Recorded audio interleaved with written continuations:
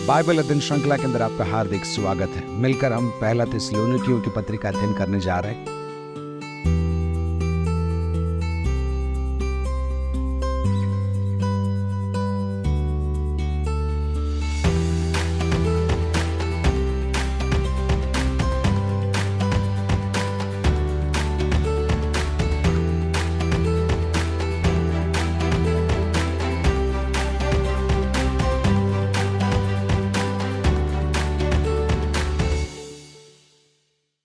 मेरी ये प्रार्थना है कि परमेश्वर का आत्मा मेरी और आपकी निरंतर सहायता करते रहे ताकि उसके जीवित वचन को हम पूरा सीख सकें। पहले प्रार्थना कर लेते हैं। परमपिता परमेश्वर, हम आपका धन्यवाद देते हैं आपके जीवित वचन के लिए। आप हमसे बात करिए और इस वचन को हमारे जीवन में लागू करने के लिए आप हमारी सहायता करिए। सारा आदर आपको देते हुए ये प्रार्थना प्रभु यीशु मसीह के नाम से मांगते हैं, आमीन। पहला थिस्सलुनीकियों 2 अध्याय 1 आयत। हे भाइयों, तुम आप ही जानते हो कि हमारा तुम्हारे पास आना व्यर्थ न हुआ। हे भाइयों, ये जो शब्द आया है, मैंने पिछले सत्र में भी आपको बताया था, इस पत्री में बार बार पौलुस इस्तेमाल करेगा। भाइयों में बहनों भी है, मूल यूनानी भाषा के अंदर। तो हे भाइयों और बहनों, प्यार से भरा हुआ शब्द है, आत्मीय संबंध को दर्शाने वाला यह शब्द है। हे भाइयों, तुम आप ही जानते हो। ये प्रयोग भी पौलुस इस पत्री के अंदर और 2 थिस्सलुनीकियों के अंदर बार बार करेगा। तुम आप ही जानते हो। ये इस बात को स्थापित करने के लिए है कि पौलुस कोई नया आदमी नहीं है, उनके मध्य में था और उनके साथ सेवा उसने की थी। और उसी बात को दर्शाते हुए पौलुस बार बार कहेगा, तुम जानते हो, तुम्हें मालूम है, तुम्हें स्मरण है। और यहाँ पर पौलुस कह रहा है, तुम आप ही जानते हो कि हमारा तुम्हारे पास आना व्यर्थ न हुआ। जब हम तुम्हारे पास आए तो वहां पर परमेश्वर की योजना के तहत कुछ अद्भुत काम हुआ। हमारा वहां पर आना खाली नहीं गया, व्यर्थ नहीं हुआ, बर्बाद नहीं हुआ। पौलुस को ऐसा क्यों कहना पड़ा? हम अनुमान लगा सकते हैं। जब पौलुस और उसके लोग थिस्सलुनीके शहर छोड़कर आगे की ओर निकल गए तो थिस्सलुनीके के लोग जो विरोध कर रहे थे, चाहे वो यहूदी हों या गैर यहूदी, अब भी ये बातों को शायद फैला रहे होंगे कि पौलुस का यहाँ पर आना व्यर्थ हो गया, उसकी सेवा व्यर्थ हो गई, उसे यहाँ से छोड़कर जाना पड़ा। और इतना ही नहीं, आगे हम देखेंगे एक और आरोप है, जब से यहाँ से गया है लौट कर नहीं आया है। अगर तुम्हारी चिंता करता होता, तुम्हारे लिए सोच रहा होता तो लौट कर आता, लेकिन नहीं आया। इसका मतलब उसका यहाँ पर आना व्यर्थ हो गया। हे भाइयों, तुम आप ही जानते हो कि हमारा तुम्हारे पास आना व्यर्थ नहीं हुआ, खाली न हुआ। अब देखिए दूसरी आयत से, वरन तुम आप ही जानते हो। फिर से ये प्रयोग, तुम आप ही जानते हो कि पहले फिलिप्पी में दुख उठाने और उपद्रव सहने पर भी, थिस्सलुनीके शहर पहुंचने से पहले पौलुस और उसका दल फिलिप्पी शहर थे। अद्भुत काम हुआ था और सताव भी हुआ था और उनको बंदीगृह में डाला गया था। और जब सताव बढ़ गया तो फिलिप्पी शहर के अंदर सेवा स्थापित करने के पश्चात वे लोग थिस्सलुनीके शहर आए थे और थिस्सलुनीकिया के विश्वासियों को पूरी जानकारी थी कि फिलिप्पी शहर में क्या हुआ। इसलिए पौलुस कह रहा है, तुम आप ही जानते हो कि पहले फिलिप्पी में दुख उठाने और उपद्रव सहने पर भी, उपद्रव सहना, दुख उठाना, मेहनत करना, संघर्ष करना, ये सारे शब्द जुड़े हुए हैं।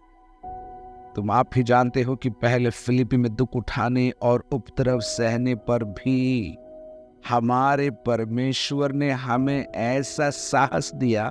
शब्दों का प्रयोग देखिएगा, हमारे परमेश्वर ने हमें ऐसा साहस दिया कि हम परमेश्वर का सुसमाचार भारी विरोधों के होते हुए भी तुम्हें सुनाएं। फिलिप्पी में विरोध हुआ, हम तुम्हारे पास आए और हमारी ताकत नहीं थी, हमारी मेहनत ही नहीं थी, परंतु परमेश्वर का अनुग्रह था। परमेश्वर ने हमें ऐसा साहस दिया कि हम परमेश्वर का सुसमाचार, पिछले अध्याय के अंदर उसने कहा था हमारा सुसमाचार, अब यहाँ वो कह रहा है परमेश्वर का सुसमाचार।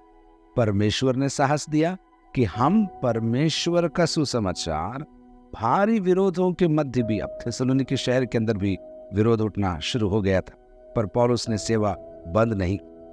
और ये क्यों हुआ? क्योंकि परमेश्वर ने पौलुस को साहस दिया। भारी विरोधों के होते हुए भी तुम्हें सुसमाचार सुनाए। सुसमाचार जीवनों को बदलता है। सुसमाचार जो बातें कई सदियों से बनी हुई है उसकी नींव को हिलाता है, क्योंकि ये नई बात लेकर आता है। सुसमाचार नया जीवन, नई ताकत, नई ऊर्जा, नया संदेश लेकर सुसमाचार आता है, और इस कारण विरोध उठ जाता है। भारी विरोधों के होते हुए भी तुम्हें सुनाए। अब तीसरी आयत, क्योंकि हमारा उपदेश, पहले उसने कहा परमेश्वर का सुसमाचार, अब वो कह रहा है हमारा उपदेश, क्योंकि हमारा उपदेश न भ्रम से है और न अशुद्धता से है और न छल के साथ। अब पौलुस ऐसा लग रहा है अपनी सेवकाई का बचाव कर रहा है, आरोपों के सामने अपनी सेवकाई का स्पष्टीकरण प्रदान कर रहा है। यहाँ कह रहा है तीसरी आयत में, हमारा उपदेश, तीन बातें, हमारा उपदेश न भ्रम से था, न अशुद्धता से और न छल के साथ। इतिहास इस बात को बताता है कि उस समय में मकेदोनिया प्रांत के अंदर और आसपास के क्षेत्रों में ऐसे लोग हुआ करते थे जो अन्य समाचारों को लेकर गांव-गांव, शहर-शहर घूमते थे। वे जगह जगह रुकते थे, लोगों को भ्रमित करते थे, और उसके बाद वहां से दान इकट्ठा करने के बाद अगले जगह चले जाते थे। अब पौलुस उनके सामने अपने सेवकाई को खड़ा करते हुए, कटघरे में खड़ा करते हुए कह रहा है, हम जब तुम्हारे मध्य में उपदेश लेकर आए तो हम भ्रमित करने वाला उपदेश लेकर नहीं आए, नहीं अशुद्धता का। यहाँ पर लैंगिक अशुद्धता की भी बात आ सकती है। हमने अपने आप को, अपने चरित्र को तुम्हारे मध्य में शुद्ध रखा। और फिर तीसरी बात, और न छल के साथ, न भ्रम था, न अशुद्धता थी और न छल था। चौथी आयत, पर जैसा परमेश्वर ने हमें योग्य ठहराकर सुसमाचार सौंपा। अब देखिए पौलुस इस बात को जानता है कि जो कुछ वो कर रहा है परमेश्वर के लिए कर रहा है, लेकिन इससे भी बढ़कर परमेश्वर की सहायता से कर रहा है। आपको और मुझे इस बात को भूलना नहीं है, जो कुछ हम करते हैं हम परमेश्वर की सहायता से ही, परमेश्वर की मदद से ही उन कार्यों को कर पाते हैं।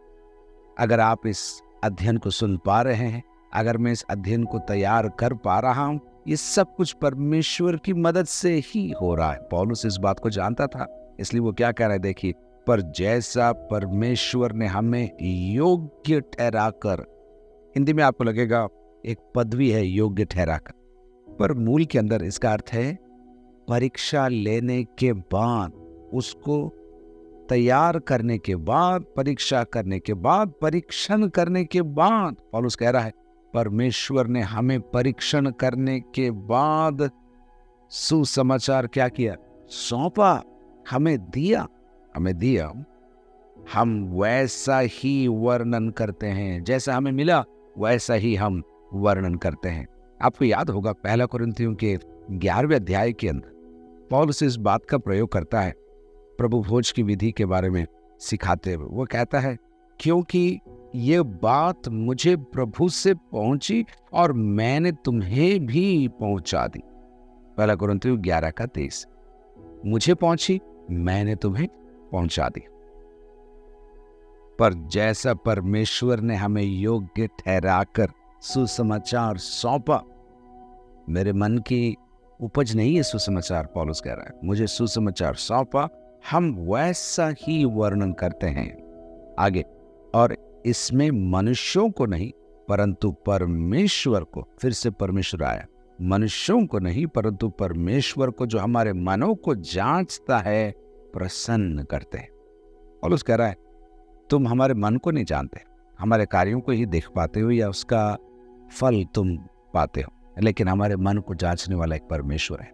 और पौलुस कह रहा है परमेश्वर ने हमारा परीक्षण किया है और परीक्षण के पश्चात हमें योग्य जानकर नहीं, योग्य ठहराकर। यहाँ पर भी एक गहराई है, हम योग्य थे इसलिए हमें सेवा नहीं सौंपी गई, हम अयोग्य थे परंतु प्रभु यीशु मसीह के अद्भुत लहू के द्वारा मुझे और आपको योग्य ठहराया गया है। आप अयोग्य थे, आप फेल हो रहे थे, लेकिन परमेश्वर ने प्रभु यीशु मसीह के लहू के द्वारा आपको योग्य ठहरा दिया और आपको सेवा सौंपी। पौलुस कह रहा है पर जैसा परमेश्वर ने हमें योग्य ठहराकर सुसमाचार सौंपा, हम वैसा ही वर्णन करते हैं, और इसमें मनुष्यों को नहीं परंतु परमेश्वर को, जो हमारे मनों को जांचता है, प्रसन्न करते हैं। किसको प्रसन्न करते हैं? मनुष्यों को नहीं, परमेश्वर को प्रसन्न करते हैं। सुसमाचार परमेश्वर का है, योग्य परमेश्वर ने ठहराया है, सुसमाचार परमेश्वर ने सौंपा है, और उसके पश्चात पौलुस कह रहा है हम मनुष्यों को नहीं, हम परमेश्वर को प्रसन्न करते हैं। 5वीं आयत, क्योंकि तुम जानते हो, फिर से वही प्रयोग, क्योंकि तुम जानते हो कि हम ना तो कभी चापलूसी की बातें किया करते थे और न लोभ के लिए बहाना करते थे, परमेश्वर गवाह है। ये अन्य प्रचारक जो अन्य समाचारों को लेकर घूमते थे, उनकी गवाही ये रही होगी कि वे चापलूसी की बातें करते थे और लोगों को बहकाने के लिए लोभ की बातें किया करते थे, उनके फायदे की वे बात किया करते थे। लेकिन पौलुस स्थापित कर रहा है, तुम जानते हो कि हम न तो कभी चापलूसी की बातें किया करते थे और न लोभ के लिए बहाना करते थे, परमेश्वर गवाह है। तुम जानते हो और परमेश्वर गवाह है। 6ठी आयत, और यद्यपि हम मसीह के प्रेरित होने के कारण तुम पर बोझ डाल सकते थे, हमारे रहन सहन का, हमारे खाने पीने का, हमारे यात्रा का हम बोझ तुम पर डाल सकते थे। इसका मतलब क्या हुआ? उसने डाला नहीं, तो भी हम मनुष्यों से आदर नहीं चाहते थे, और न तुमसे न और किसी से। पौलुस अपनी सेवकाई को एक बार और उनके सामने स्पष्ट रूप से खड़ा कर रहा है। पहले वो कह चुका है, हमारा उपदेश न भ्रम से है, न अशुद्धता से है, और न छल के साथ है। उसके बाद वो कह रहा है, हमने चापलूसी की बातें नहीं की। और फिर 5वीं बात वो कह रहा है, और हमने लोभ के लिए बहाना नहीं किया। 6ठी बात वो कह रहा है, हमने तुमसे पैसों को ऐंठने के लिए सेवा नहीं की, वरन हमने हमारे हाथ से मेहनत करके अपने आप का पालन पोषण किया, अन्यों का भी पालन पोषण किया। देखिए 7वीं आयत में वो कहता है, परंतु जिस तरह माता अपने बालकों का पालन पोषण करती है, वैसे ही हमने भी तुम्हारे बीच में रहकर कोमलता दिखाई है, कोमलता दिखाई। अब पौलुस एक उपमा लेकर आ रहा है, माता की उपमा। परंतु जिस तरह एक माँ अपने बालकों का पालन पोषण करती, बड़े ध्यान से, बड़े अदब से एक माँ जैसे अपने बच्चों का पालन पोषण करती है, वैसे ही हमने तुम्हारे बीच में रहकर कोमलता दिखाई। पौलुस कह रहा है, थेसलोनिके के विश्वासियों, तुम जानते हो कि हमने तुम पर बोझ नहीं डाला, हमने तुम पर दबाव नहीं डाला। हमारा संदेश शुद्ध था, हमारे संदेश पहुंचाने का तरीका शुद्ध था, और इतना ही नहीं, हमारा चरित्र भी तुम्हारे मध्य में शुद्ध था। पौलुस कह रहा है, तुम जानते हो और परमेश्वर गवाह है। कैसे मालूम पड़ता है कि पौलुस ने अपने हाथों से काम किया? प्रेरितों के काम 18 अध्याय के अंदर हम पढ़ते हैं, पौलुस कुरिन्थ शहर के अंदर था, और वो शहर के अंदर रहकर तंबू बनाने का काम कर रहा था। तंबू बनाने का काम क्यों कर रहा था? ताकि वो उसके और उसके दल की आजीविका का ख्याल रख सके, अन्यों के सामने उसको हाथ बढ़ाना न पड़े, इसलिए वो मेहनत करके जीवन जी रहा था। देखिए एक बार और 7वीं आयत, परंतु जिस तरह माता अपने बालकों का पालन पोषण करती है। पौलुस अपनी सेवकाई के अंदर कई उपमाओं का प्रयोग करता है, और यहाँ पर एक माता के विषय में कहता है, वो जैसे माता अपने बच्चों को संभालती है, वैसे हमने तुम्हारे बीच में रहकर तुम्हें संभाला और बड़ी कोमलता से तुम्हें संभाला। गलातियों की पत्री 4 अध्याय उसकी 19 आयत में देखिए क्या लिखा है, हे मेरे बालकों, जब तक तुम में मसीह का रूप न बन जाए, तब तक मैं तुम्हारे लिए फिर जच्चा की सी पीड़ाएं सहता हूं।